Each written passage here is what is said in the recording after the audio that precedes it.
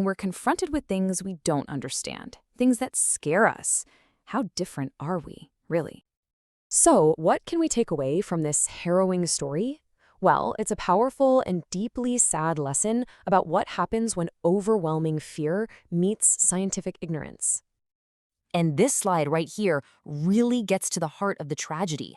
They imagined this supernatural monster feeding on their family from the grave, when the real killer was a microscopic one, passing invisibly through the air in their own home.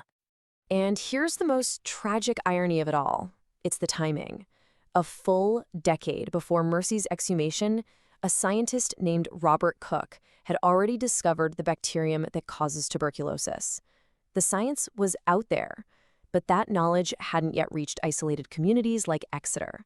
They were acting out of fear, completely unaware that the scientific answer already existed.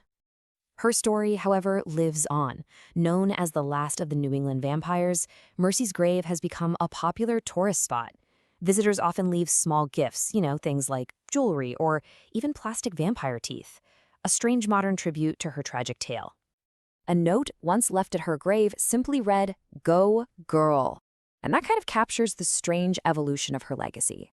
The story of Mercy Brown, a victim of disease and superstition, has been reframed over time, turning her into a kind of folk hero and a permanent, fascinating part of American folklore. And it leaves us with a final thought. It's really easy to look back and judge the frightened villagers of 1892, but when we're confronted with things we don't understand, things that scare us, how different are we, really?